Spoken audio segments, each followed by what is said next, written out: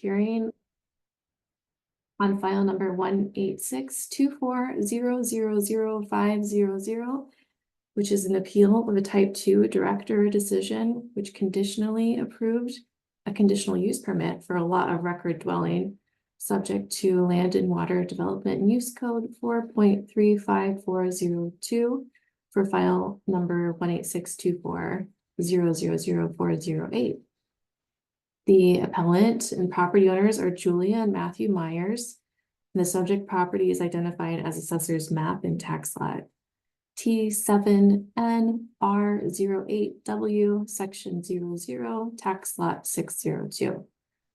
My name is Rebecca Dorman, and I'm going to be the hearings officer presiding over this appeal hearing this morning.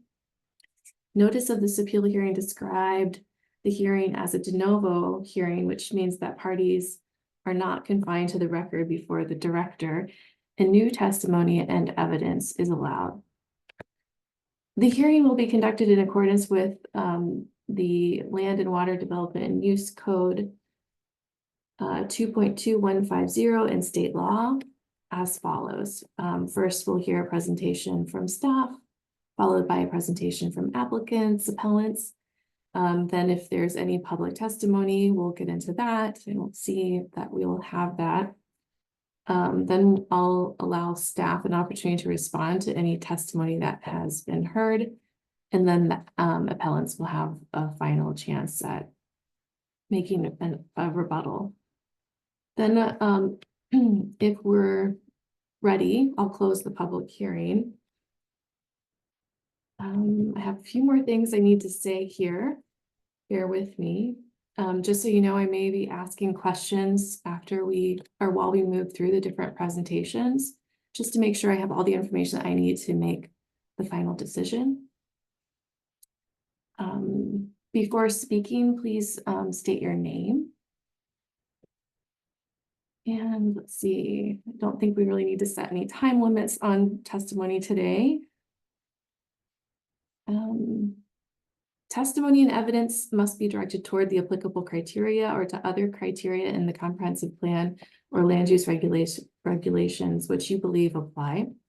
Failure to raise an issue accompanied by statements or evidence sufficient to afford the decision maker and the parties an opportunity to respond to the issue precludes appeal based on that issue.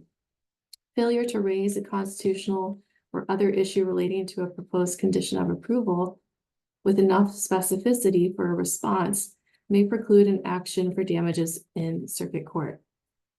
Prior to the conclusion of this hearing, any participant may request an opportunity to present additional evidence or testimony regarding the application. Such requests will be granted by leaving the record open or continuing the hearing to a date, time, and place certain.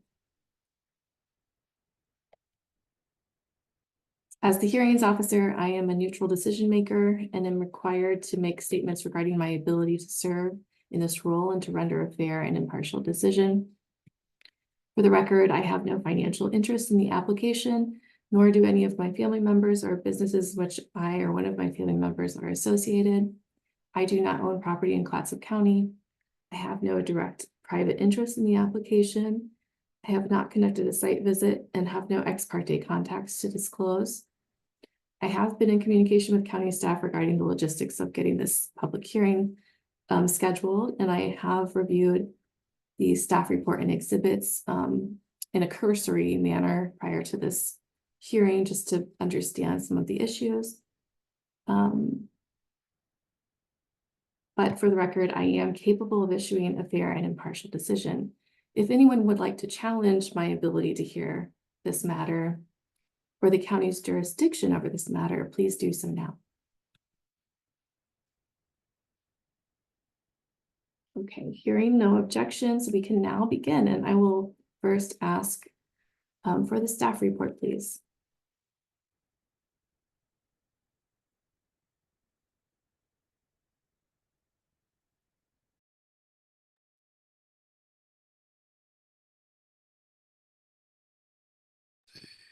Can you everyone hear me now? Yeah, okay. Try this again. My name is Jason Pollock. I'm the planner that reviewed this conditional use permit the lot of record dwelling. Just to give a brief background, today I believe the main discussion point is condition of approval 1A, which has to do with citing standards for dwellings and structures in a forest zone. So I'll start with the condition. We can backtrack in the staff report from there. So as reviewed in section 3.9240, citing standards and dwellings for dwellings and structures, the condition as followed: the dwelling shall be within approved development area, eastern 225 feet of the subject property. However, if the required geologic hazard report shows that the soils within the eastern fourth of the property are not appropriate for residential development, the applicants may consult planning staff for placement of the dwelling in an alternative location. So the latter half of that condition has to do with the geologic hazard present on the entire property, which will require geologic hazard review permit. That's not the part that is in contention here. It's what I've put in the staff report on page 14 and 15 of the original review of 24-00408. Basically what I've called the approved development area, and I've said that it's the eastern 225 feet of the subject property would be the developable area.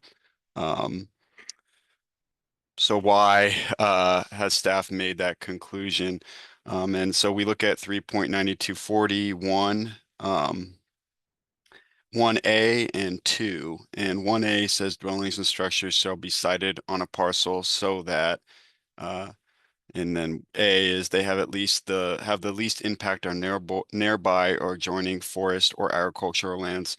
The subject tract is completely surrounded by forested properties. The only property that's developed in this area is tax lot 600. And that's where we're saying that the development should occur closest to the neighboring dwelling to the east the neighboring dwelling and property to the east that has the development. Also 3.9240 says subsection 2, citing criteria satisfying subsection 1 of this section may include setbacks from adjoining properties, clustering near or among existing structures, siting close to existing roads, and siting of the portion of the parcel least suited for growing trees. In this example, the whole property and the soils on the whole property on the subject property are suitable for growing trees and are high value soils for timber. So staff didn't believe there's enough justification for placing the parcel anywhere on the property, being that clustering in this case would make sense. So to kind of sum it up,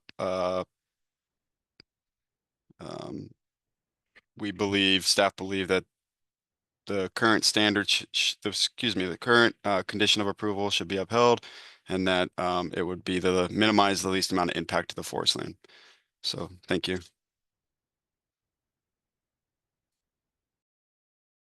Thank you, Jason. I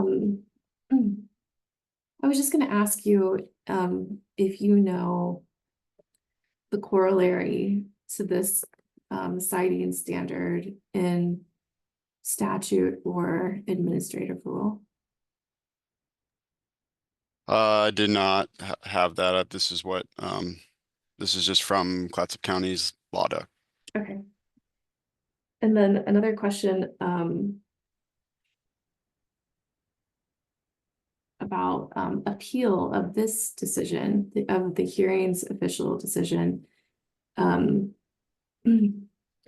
I was looking at law doc 2.2190, it wasn't clear to me that this decision would be appealed to the board versus that this would be the final local decision that would be appealed to LUBA. And I don't know if you have any maybe legal guidance from county council on how that is interpreted, but I just wanted to now, or maybe in some subsequent briefing, understand how to direct the appellants if they need an additional appeal.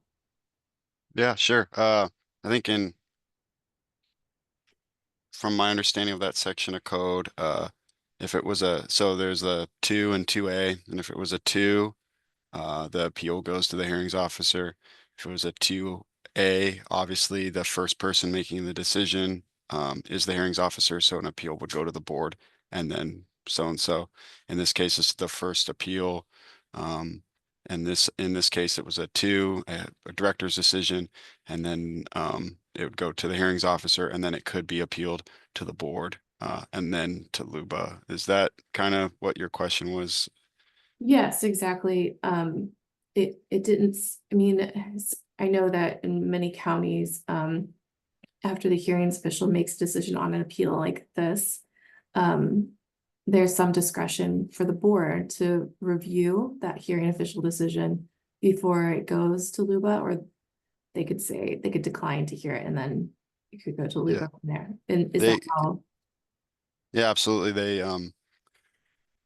Forgive me if I'm wrong, the fee to this appeal is in statute, and it's a pretty low cost to appeal. Obviously, everything has a cost to it, but the appeal to the board is a much more expensive endeavor, and then obviously LUBA is a more Okay, higher bar. So in this case, there is still a fee to appeal to the board, and that would kind of go into an appellant's calculation if that was what they wanted to do. But for sure, the board has usually um, a number of options at their disposal. They can choose to uphold what staff has, review what the hearings officer has done, or review it completely and open it up for further, I guess, dissection would be the word. okay, thank you for that. That helps.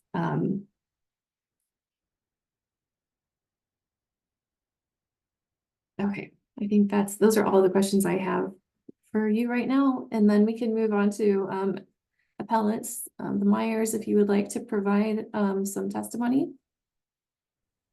Good morning, everybody. My name is Julia Myers. I'm Matt Myers. So, of course, we submitted a statement for our appeal today, providing the basis for what we believe supports our request to strike condition 1A from our citing for our conditional use permit approval. I know that Jason did mention the geohazard process was, or the geologic hazard would be one caveat to if we were able to find that the soils were different outside of that approved development area. But we have been working to try to get a geologist up there and been unable to have those results for today's hearing. So we won't have any of that information to be able to provide. But the overview of our argument really is that the property currently, as it sits, was previously developed. There was a structure there for many, many years that was lost to a house fire, maybe roughly 30 years ago. So we were in no position to do any type of replacement dwelling. It's been family owned for many generations. And so really what we are looking to do is to develop the home site again.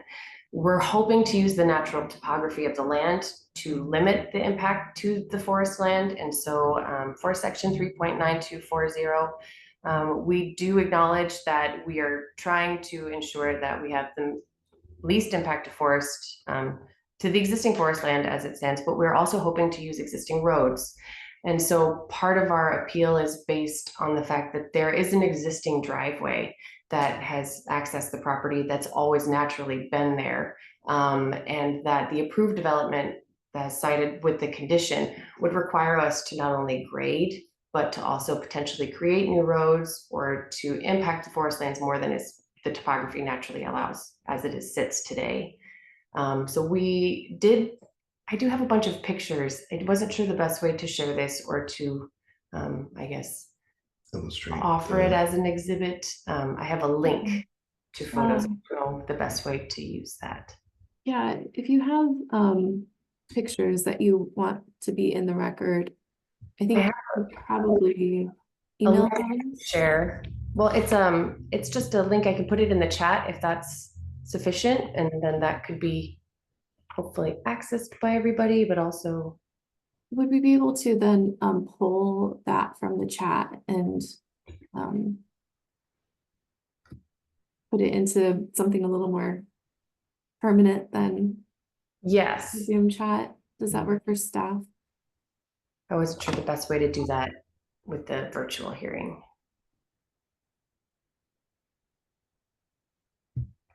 I'll leave that there for a moment. I guess the only other comments was that we did cite in our appeal statement, so I don't want to just repeat ourselves, but we did go through that section of the citing standards for the code to address issues such as setbacks from adjoining properties, as well as the clustering. We did acknowledge that while we understand the concept of clustering, because the land surrounding our properties, our 10 acres and the adjacent 5 acres, which is also a residence, all of the rest of that land in the area is forestry owned. And so it is unlikely that there would really be any further developments in the area to really try to cluster those developments. What we're asking for is being able to place the home at the site of the existing home site where the foundation was removed just very recently. That foundation was intact for many, many years until it was recently logged and then pulled out. But trying to think if I'm forgetting anything else. I don't think so. Okay, our main argument really is that the driveway that's naturally always been there and that still exists today separates from a portion of the road. We used the contoured image for our proposed site development with our initial application just to show that there is a 760-foot kind of ledge as you drive into the property, and the driveway naturally kind of sinks below it.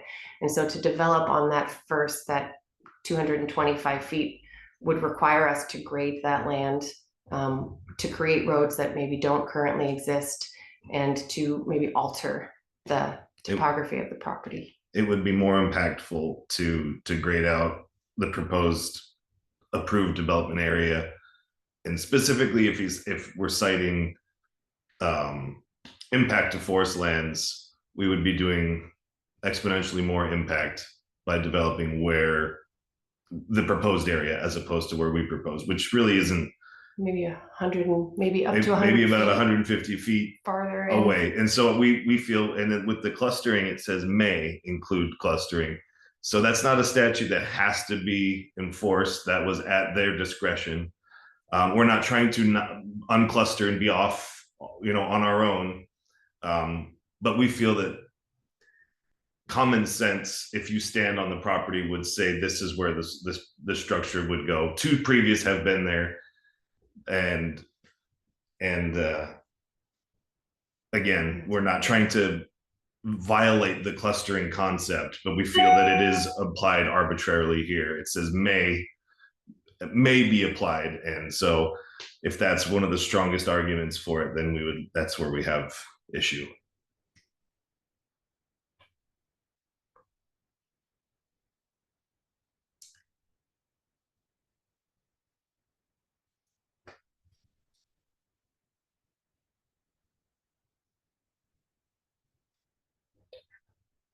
Sorry, I think that's the end of our comments for now. Thank you. Thank you. Okay, I don't think I have any questions for you, but thank you. It looks like there was maybe an issue with the link to the photos. When Mr. Blake gave that a try, it didn't work. Okay, thank you. Yeah, I'll try to work on that right now for us. See if I've attempted to click on the link, and I also then copied the link, and both times it didn't get us to that correct location. So I'd love to add the photos to the file. So yes, perfect. yeah. Download them. I don't know the best way to share it with you guys. Can we do a screen sharing maybe? So they're actually in the recording, and then that would just Oh, uh, yeah, I have it pulled up on mine, so if that's possible. not hearings officer Rebecca, but Rebecca with Clatsop County. Is that something that we can? do. Just so we can make sure it's in the record and we have it in the recording, and if the link's not working, maybe that's our avenue. I think, let me know if this becomes visible. Yep, it's visible. Thank you. Okay, I'm not, oh gosh, I'm not sure how to drive this though now. Okay, You're doing better than I could do. no, cancel. I just want to look at them.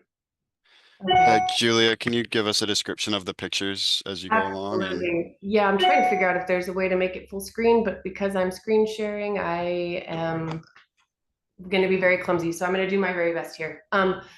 So this is just a series of different photos that we've had taken, that we've just taken on the hill. So after the structure fire, it sat vacant for many, many years. It's recently was logged in the last few years just to get access to the old foundation. The stones were all still there. There was a lot of old sheet metal from the fire. Everything was really left as it sat from the previous structure fire. So we had Vincent Brothers, which is a local company, go in and pull out some of the foundation pieces.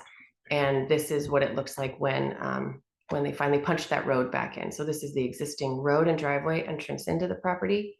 You'll notice on the left, this is kind of that slope that we'll start to see separate a little bit. It's kind of tricky to get some of these photos, but it's a lot of just different angles of trying to kind of see where that land separates. This is a picture from once you come all the way into the property where the proposed development site is. This is the sloped area up here, and it kind of flattens out. It's all a hill area, so there are kind of slopes surrounding on all sides from the driveway. This is a look from when you first come into the driveway. This is the flat area that the proposed development site is. We're still trying to clear brush. The brush is where the actual foundation was. And this is where the foundation historically has been, yeah. Also just another shot of the driveway entering in.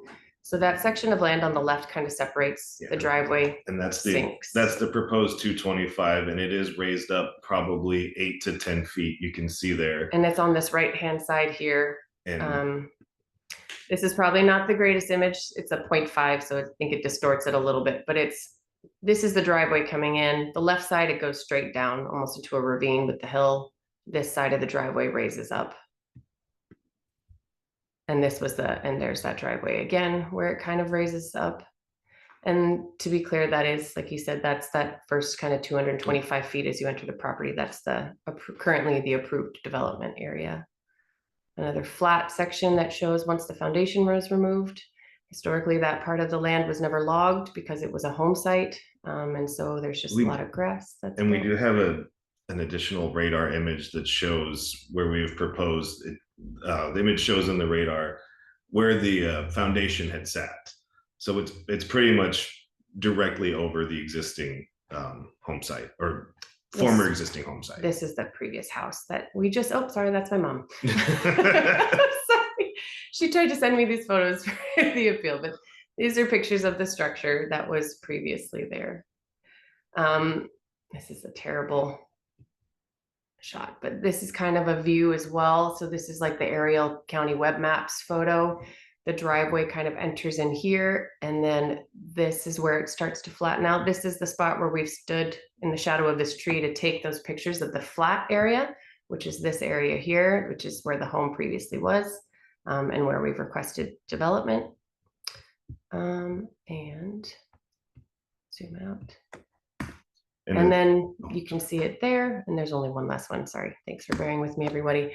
This is, we did have some gravel laid in so we could actually drive, so it wasn't just sticks and branches. So the driveway is here coming in. This is that raised embankment that stays about this height.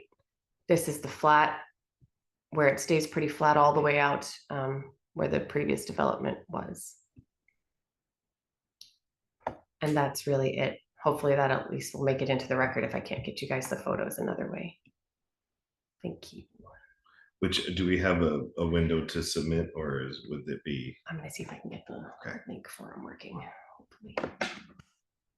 Thanks, Jason. That was a good suggestion. I didn't think to do that. So I think I've let go of my screen share. I think you guys should have control back.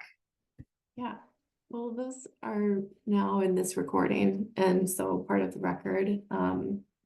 Thanks for giving some narration through the photos. That's also helpful. I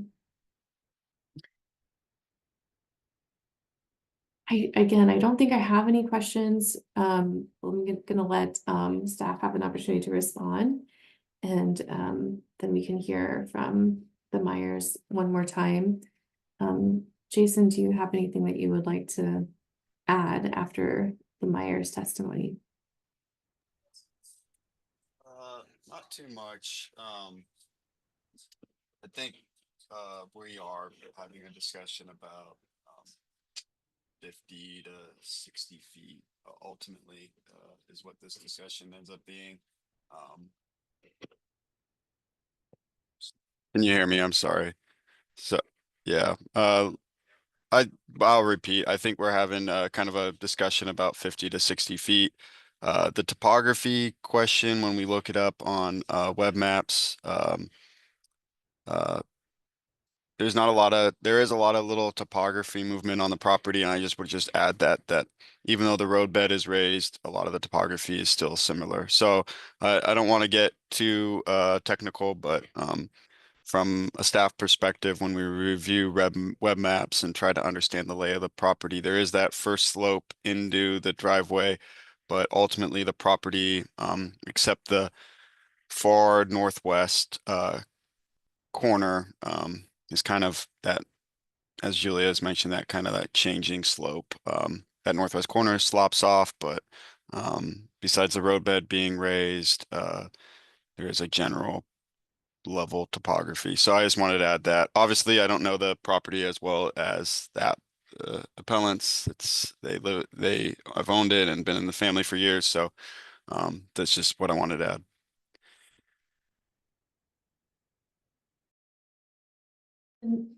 Jason, can you remind me again what condition 1A says? Yeah, I definitely can. So 1A has to do with the site plan, but then 1AA, the dwelling shall be within an approved development area, eastern 225 feet of the subject property. However, if the required geologic hazard report shows that the soils within the eastern fourth of the property are not appropriate for residential development, the applicants may consult planning staff for placement of the dwelling in an alternative location. As I previously stated, the whole property is in a geologic hazard, landslide topography. And staff believes that ultimately, a geologic hazard report could prove the best location for placement of a dwelling. So we wanted to leave that option open.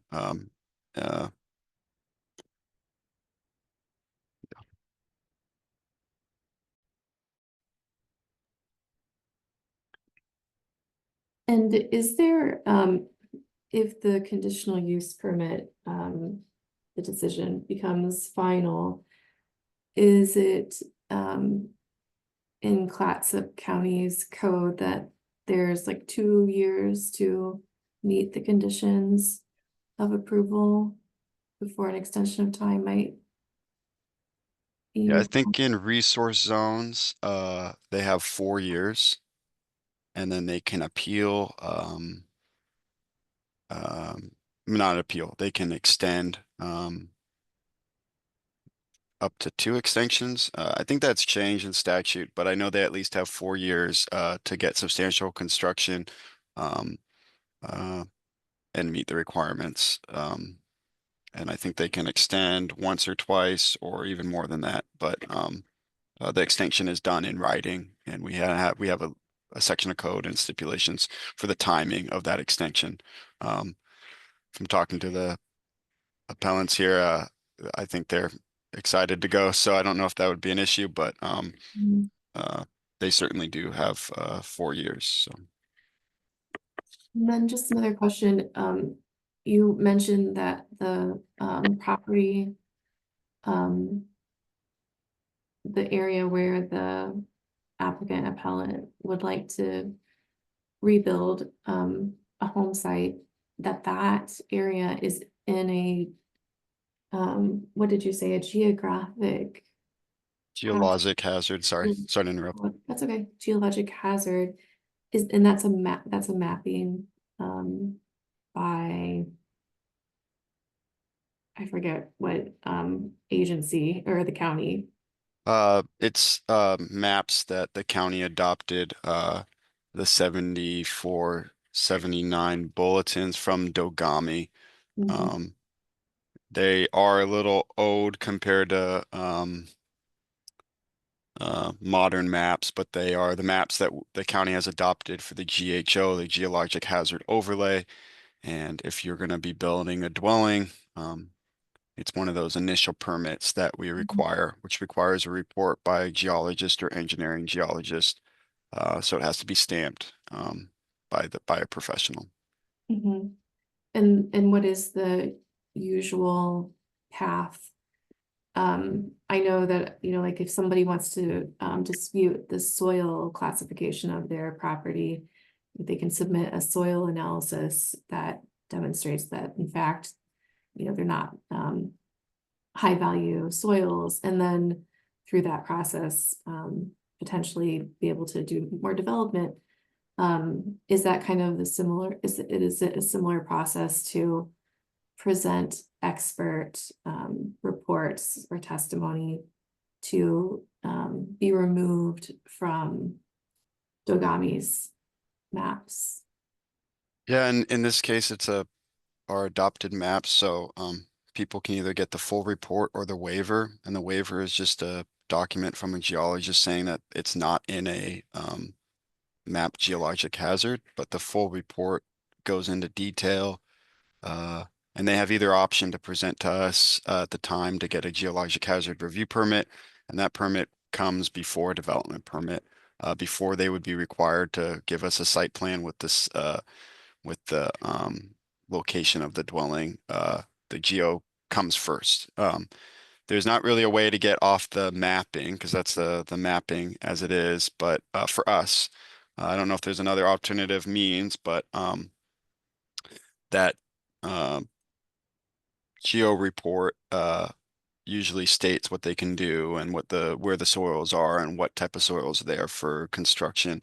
In this case, it is in that Swenson area, Swenson market area, and it is a kind of a known geologic hazard.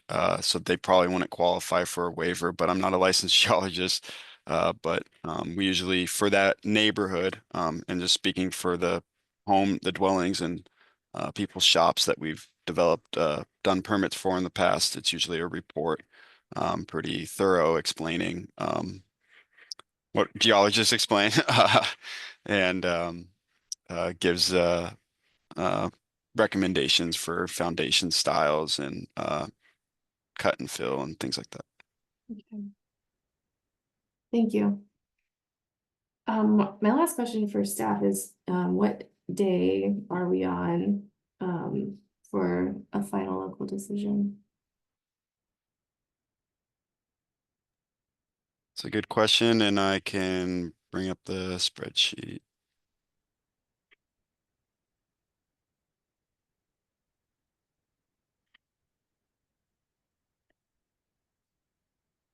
Let's see.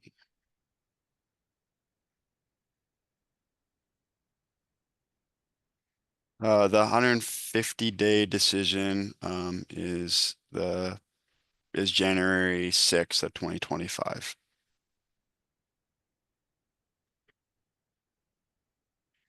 Hey, thank you so much. And then, Julia, would you like to provide any additional rebuttal? I Here don't to know help. I help. I mean, really, I think as far as our closing statement goes, we acknowledge that this conditional use permit application is but the very tip of the iceberg and a long path to development. We will have to submit actual site plans or geohazard reports for, in respect to the land. We have a lot of work left to do. I guess that for us, really, the distinction is that limiting the development area to that eastern 225 feet, which has never been developed, feels arbitrary and unnecessary because it's not required in the code to have been placed or even to be placed at that specific footage. And we still have a lot of steps to go. So I suppose that we feel that planning department will have a lot of opportunities to review our development plans to ensure that we are being mindful and of the existing land, of the forestry practices, of the soil and what it can yield. We're really hoping to maintain the property as naturally as we can. But there's going to be many steps ahead to review those items. And so we just feel that to implement that restriction at this stage just isn't necessary and makes it difficult for us for development, because now we have to plan to build in a site that's never been built. And we're really hoping to use as much of the existing land as it sits, so long, of course, that it meets the criteria as we get further into inspections and for fire safety and setbacks and all of the additional steps that we're gonna have to take. Right, which We have a long way to go. it's a long road. We have a long road.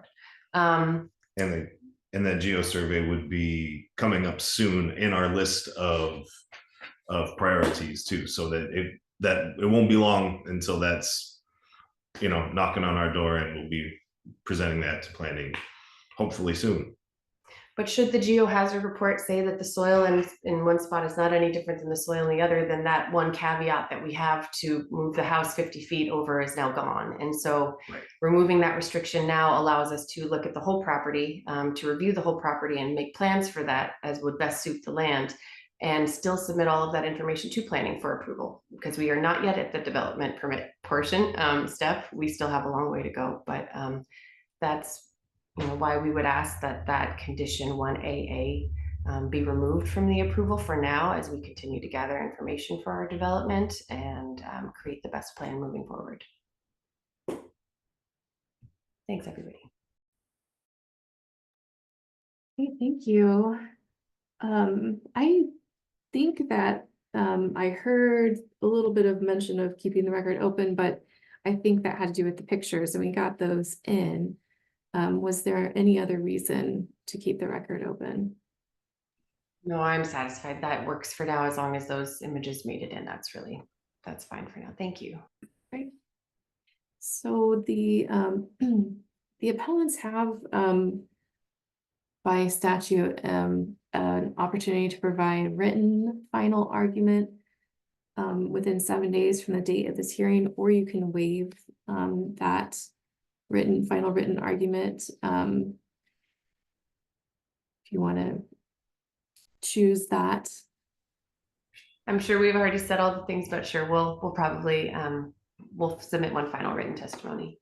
Okay, so one final written argument would be due 7 days from today, which would be Monday, 11th.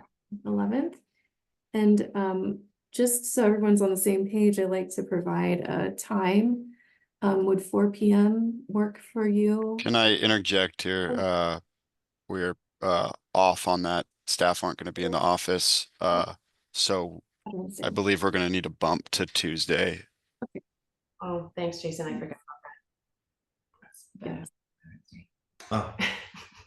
So then let's make it to Tuesday, November 12th by 4 p.m. Final written argument, and final written argument is limited to argument, so no new evidence or no new testimony, just argument.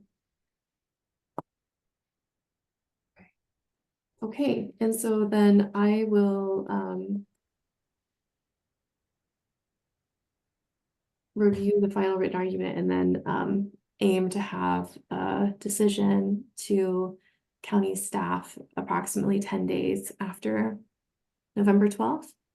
And then staff will distribute the decision from there. And with that, the hearing is adjourned. Thank you, guys. Thanks, everyone. Have a good day.